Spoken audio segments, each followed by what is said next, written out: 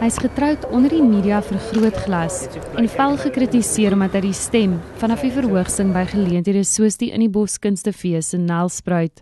Ek dink nie die vraag is hoekom sing Steve die stem nie. Ek dink die vraag is hoekom staan 80.000 mense op en slaan hulle hand op hulle hart. As jy daai ding oplos, sal ek miskien ophou om die stem te sing. Maar dit gaan nie gebeur nie, gaan dit. Vra mense Slagieman self hoe hy 2014 sou beskryf, sê Steve Hofmeyer, dit was 'n omstrede jaar. Netwerk 24 het die sanger op die stel van sy jongste musiekvideo sit die ligte aan, ontmoet en oor sy politieke oortuigings uitgevra. Politiek gesproke sing Steve 'n ander deuntjie as in 1989. Toe het hy sy eerste serie Desert Band met liedjies soos Laaste Lag, Alles vir Niks en Ghetto Song uitgereik. Video's was nie groot in daai dae nie en ons het nie geld gehad enigstens vir video's nie. So jy het ook maar soos hier aangeklop by iemand om te help en padveiligheidsraad het gesê hulle sê vir ons kan hierdie video skiet. Maar die ironie is dat hierdie video behels dat ons met 'n 4x4 rondjag op die strand. En hulle forceer ons toe om ons safety belts aan te sit. Ja, dit was vir ons die uncoolste ding in die wêreld. Ons is popsterre met lang hare, ons al die girls in costumes en ons dra hierdie veiligheidsgordels. Wat natuurlik nou nie, kyk vandag is dit taboe. Jy dink jy is daar om te reis onder een nie, maar in daai dae was dit net nie cool om een te dra veral as jy op 'n strand rondjag nie. Kyk die 6-7 girls wat dans op 'n strand het natuurlik niks te doen met die inhoud van die lirieke van die Ghetto Song nie. Jy weet, Ghetto Song is 'n humanitêre, liberale song van twee kinders wat mekaar kyk deur 'n venster en die een het al die speelgoed en die ander een het niks. Dan sê die kind aan die binnekant, I have more toys than you, my friend, but we bow to the same God. En dis maar waaroor die Ghetto Song gegaan het. My country is a ghetto and I want to pray it right. My country is a ghetto and I want to pray it right. Daar's nog 'n lied. Agter elke man. Ja. Het 'n lyntjie in wat hoogs liberaal is. Ons reis my met die nuwe, maar elkeen op sy eie job. Ek skiem dit kan nie werk nie, en vir almal is daar 'n rol.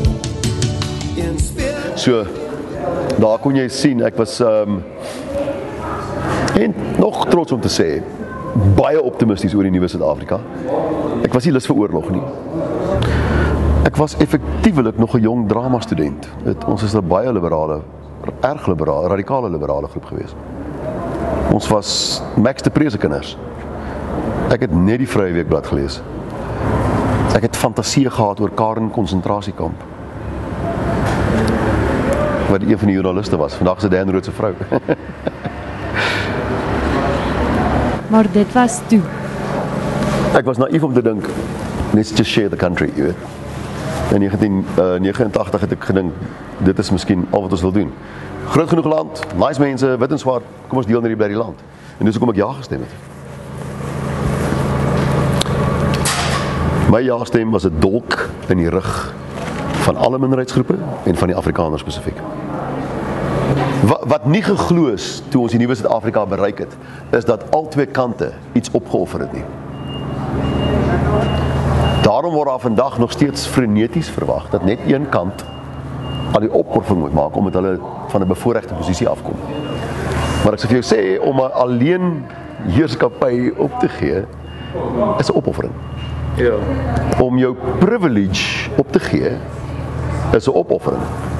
Maar die verskil tussen my en die liberale denker is dat hulle dink die bevoordeling was ten koste van ander mense en ek dink die bevoordeling is wel verdiend. En die enigste rede is ek gaan verder terug in die geskiedenis om dit op te spoor. Daar's ontsettend baie white privilege.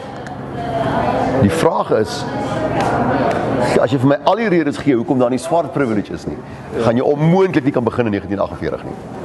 Ja. En dis wat die liberale doen. Hulle moet daar begin. Swartes moet ook daar begin. Ek het 'n baie groter liefde vir geskiedenis as net 1948. You're going to have to go back a bit further than that, jy weet.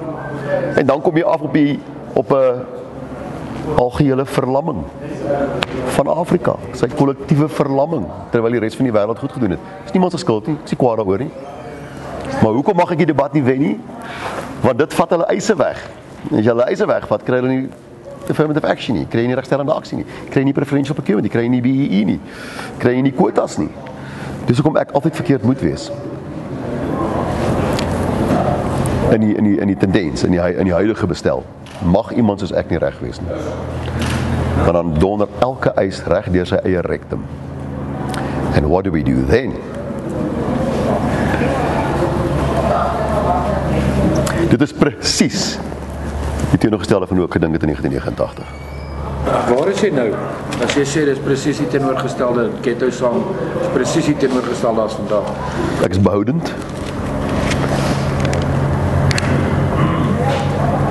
Want ek weet nie hoe jy enigiets anders kan wees in hierdie land nou nie, in 2014 nie. Ek is behoudend versigtig as jy dit kan bylas, jy weet. Dis wat behoudend beteken. Ons is net skepties, behoudend versigtig, skepties. En ek is wat's disillusioned, ontnigter. Soos baie swart mense. Die beloftes kan nie gehaal word nie, jy weet. Die beloftes was te groot. Die propaganda om die stryd was disproporsioneel teenoor wat realiteit kon bied. Sy menings het hom al baie in die moeilikheid laat beland. Wel, ek het al sekuriteit voor my weg hekke gehad met masjiengewere, net vir 2 aande. Want dan kry jy nou baie, toe ek destyds gesê het, I cannot for the life of me find any white kids who scale the fences of black people and rape their elders. Het jy 'n idee? Ek het onmiddellik sekuriteit gekry. Hulle wil my doodmaak. Voor 12 uur kom ons jou doodmaak. Dit wys jou die volwasse demokrasie. Dit is glad nie op hierdie kontinent nie. Opinies beteken niks hier nie, jy weet. Hulle is of jou doodmaak vir 'n opinie. Dit is hoe naïef ons, dis hoe ver van beskawing ons nog is. Hy beskou homself nie as 'n rasis nie. Die Human Rights Commission het my nog nie een keer kon aankla vir enige iets wat eers contestably rassisties is nie. Ek het 'n rasdebat, jy weet, en jy kan in die kombuis bly as jy wil of jy moet uitgaan. Om te onderskei tussen rasse kan nie rassisties wees nie. Rasisme het te doen met leuns en die onderdrukking van ander mense op gronde van daai leuns. En ek dink dit is belangrik. Onderskei ek tussen rasse? You bet your bottom dollar I do. Maar dis nie wat rasisme is nie.